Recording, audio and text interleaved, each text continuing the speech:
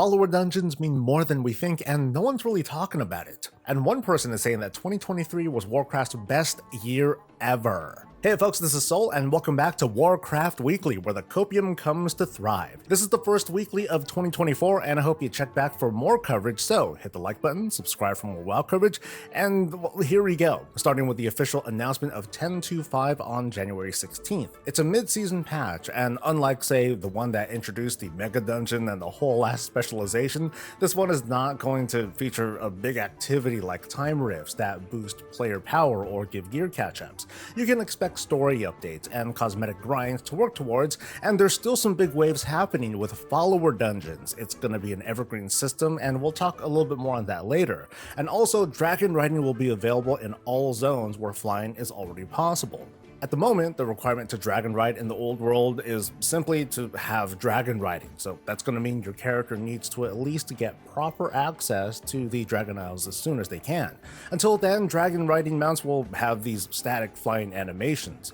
On top of that, Drakthir players will get what they've been asking for since the alpha, where the Soar ability will activate full-on dragon riding, including dragon riding talents. Meanwhile, demon hunters still have cool jumps and the magic debuff, so don't worry folks, we still need at least one of you. With a release date of January 16th, we're looking at 10 weeks between patch 10.2 and patch 10.2.5. Of course, naturally, I gotta nerd out and speculate. Let's pretend that we continue this 10-week trend between patches. In this theory, 10.2.6 releases the week of March 26th. 10.2.7 launches June 4th, the War Within pre-patch, that's going to launch on August 13th, and the expansion may launch 5 weeks later on September 17th. Now this kind of fits, but I kind of have doubts about 10-week gaps between patches. I'm just pointing this out because, well, this is what we've got most recently. It wouldn't surprise me though if this 10-week gap was with respect to the several holiday breaks in the US. So folks who were eyeing a shorter gap with a launch closer to like mid-August or even sooner than that, hey, that theory is definitely still on the board. Also this week, with the start of the new year, came a big trading post with a snazzy full transmog ensemble, a cool shield model, and more, and at the very end of the Traveler's Log this month, a very modest watch. It's a little bit hard to mog for, you can only see it on top of very few glove models, so I hope that someday soon we'll be able to separately transmog gloves and wrists for, some better customization. You can hope too, and by that I mean sharpen them pitchforks for the upcoming transmog war. Burn it all down. And in a surprise move, a number of items are going to be added to the black market, specifically recolors of items that happen to be in this month's very trading post. What's more, before they officially go on the black market, you can buy them now from a vendor until August, basically sometime around the next expansion's launch, and then going forward, I guess those items will only appear on the black market. Now, the items themselves, they ain't cheap. They're going for like tens of thousands, or, well, one of them is going for a cool 1.something million. It's for this recolored mount.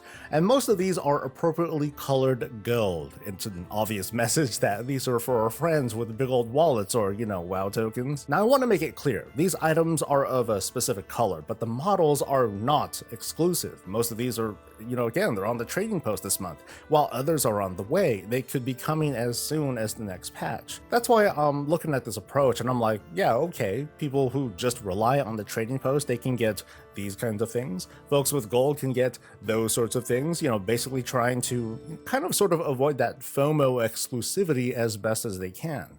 But I'd really like to dye my gear. And I know they said what they said about how dyes aren't possible right now, but hey, these days you never know. Just keep that hope alive. Burn it. No, not like that. Let's talk about follower dungeons that are coming in the next patch, and a thought that I suddenly got stuck on. Now, I talked about this the other week, thinking up some fun possibilities, like what if we bring followers to specific locations in these dungeons and then unlock some special roleplay thing, or maybe we can recruit followers to come with us to different dungeons, level them up, wrap them up, customize the makeup, and so much more.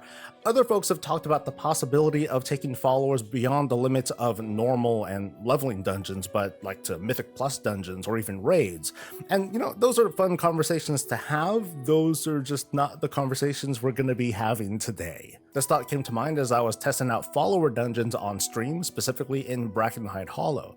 This is the dungeon type that's basically like a slice of the outdoor world turned into a dungeon. You can't fly and mobs will aggro you endlessly, but with followers who will resurrect themselves and respawn after a wipe and otherwise will never ever leave you, these dungeons now feel like a story mode difficulty. It's made to be beaten, although it's still not exactly soloable, and the player is free to explore the dungeon as they wish without any other humans to worry about. So I think it would be very cool if, depending on the dungeon type, follower dungeons could be fleshed out to be like a tougher questing zone for solo players or small groups who have this NPC assistance. Many folks may remember the likes of Blackrock Depths with different quests that took one all over the place, and it would be like pulling teeth to talk fellow party members to help you complete all of those quests.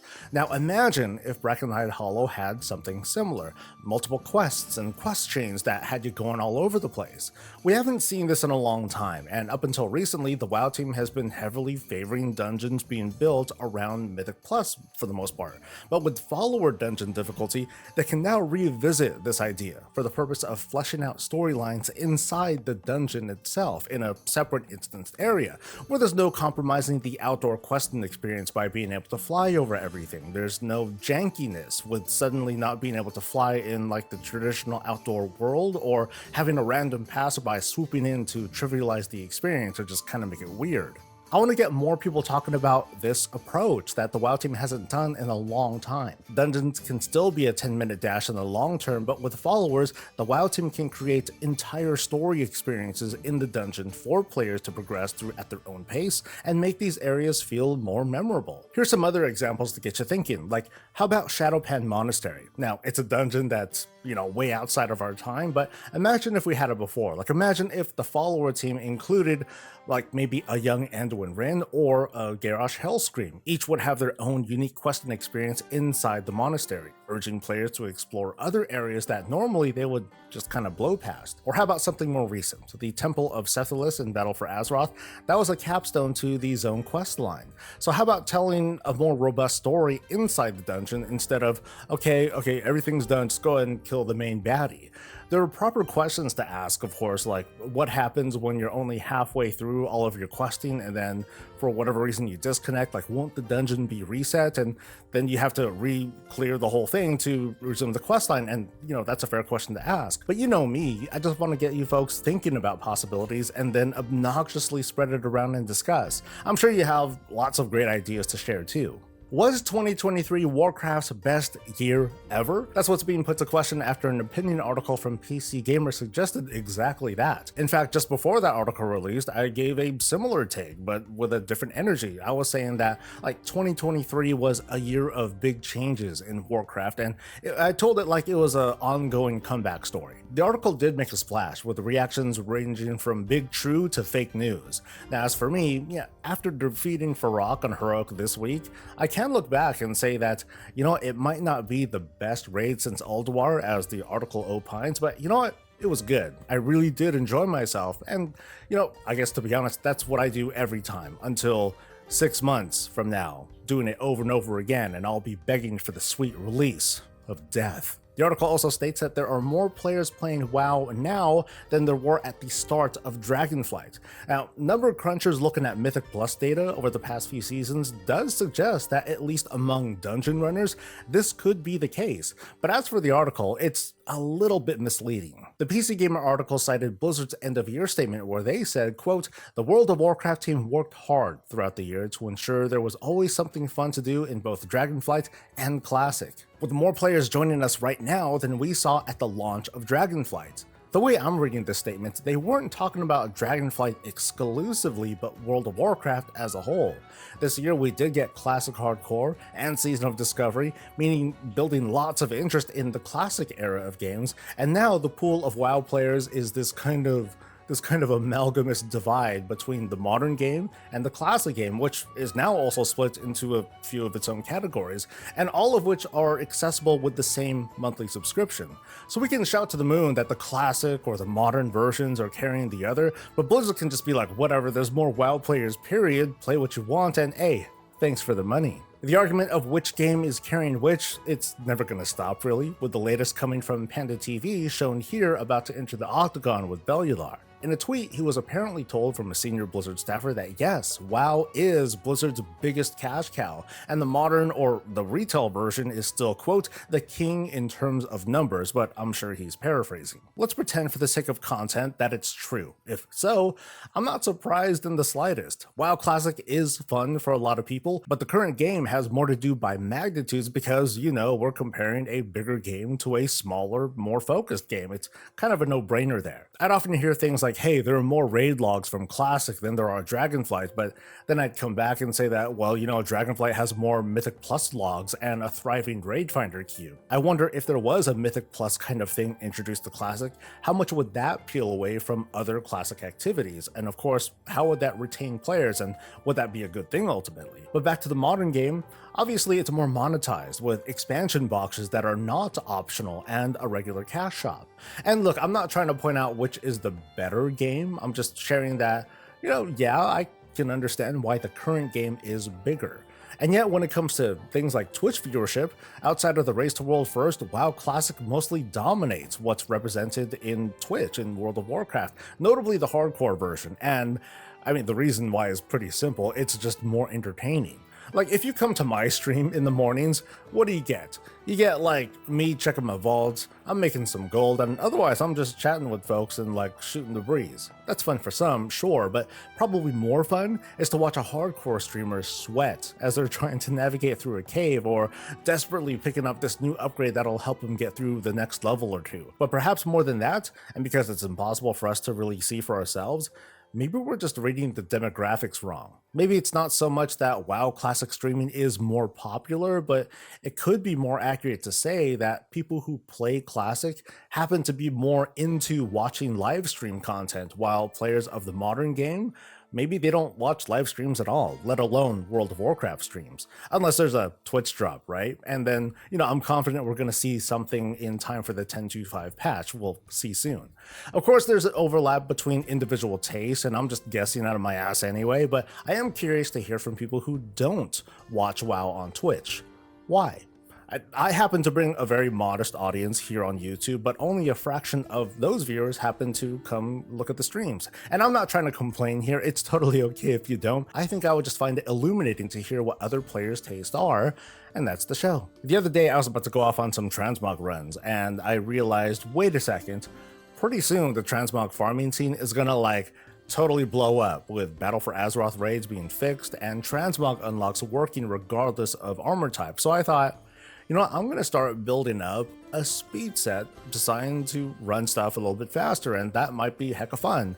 And you know what it was? Like, I was getting some pieces together, and after just one day, my normal run speed inside Battle for Azeroth dungeons and zones is 160%, or it's basically as if I was on an old school vanilla ground mount.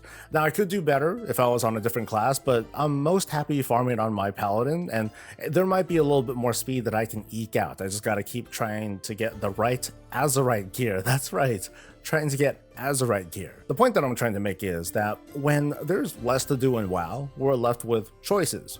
I mean, one of the choices is obvious, you know, just play a different game, touch grass, you know, whatever's compelling. But for those of us who want reasons to stay in the game, what's there to do? There's a window of time where one gets interested in doing something outside the box, something different from the day-to-day, even with more patch content incoming for the next couple months or whatever.